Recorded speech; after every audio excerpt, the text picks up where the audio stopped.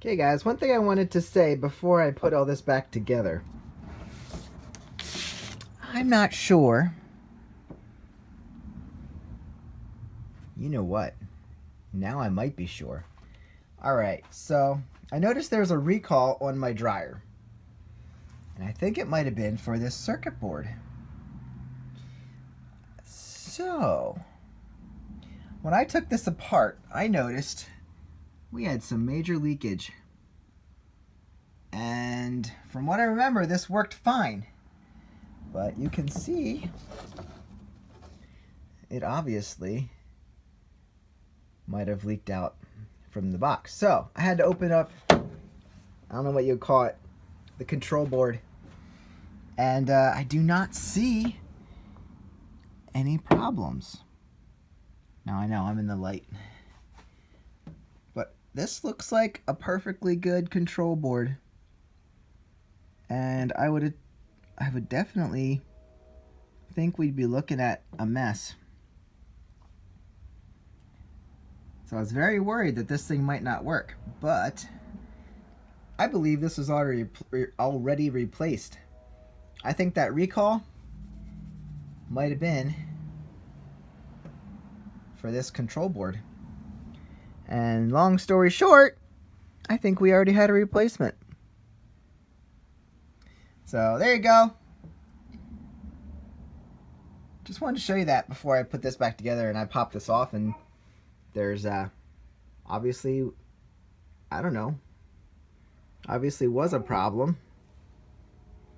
and now there is not. So that's good enough for me. Nothing on that side. All right, so we'll put it back together, and hopefully we have a completely working, clean dryer. What's going on, all my super fix-it friends or do-it-yourselfers? I'll tell you what. Cleaning out this dryer, replacing parts, and trying to make it run again has been just a frustrating headache. But you know what? I finally figured out what I was doing wrong. So here I am putting this all back together. And it needed new rollers for all around the drum. So I lubed them up, and I went to put the belt on, and it seemed way too long. I could not get it to get tight.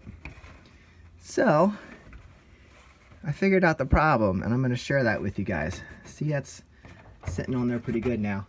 I need to put the front on so I can spin it correctly.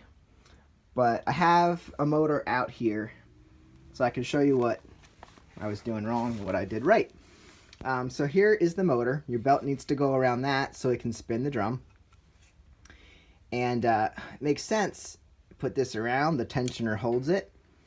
And I was putting it around here, and around the drum. So you think it's just going to go right around there. Now you can see my wheel here got destroyed. That is supposed to be in line with this. So I pulled off this piece, actually pulled this bolt off right here and replaced it with the one that was on here. So this is the bad one. Motor works, but obviously that was not going to work very well. So it just completely destroyed in here. Anyway, so yeah, you think it goes around the motor, comes up around the drum, and comes down around here, and this holds tension on that, right? That is completely wrong. What actually needs to happen, see if I can show you in here, because you need to see it. Can I get in here? Okay, you see here? The belt goes around the motor, and then what ends up happening is the tensioner sits in there. It does hold tension on the belt, but you see where, let's see if I can get the light to show you. Right up here, can you see the light? Up here, here's the belt. It runs down below the pulley, and then around the motor, and then it goes around the belt, around the drum. So it does not actually go around the pulley. You can see there. I'll try and get another, maybe I can get another angle down this way. Show you this way. Oh, there you can see it. So there you go. Needs to run around the motor, and then you can see where it sits on that pulley. That's where my other pulley was completely eaten up. So if you're trying to put it on around both of those wrong, it's not going to get tight. But if you do it right, it makes all that sense, because there's your spring, and this was just laying flat, really. So here's where it goes around the belt, or around the drum. Back there's one of the wheels I had to replace. That was completely gone.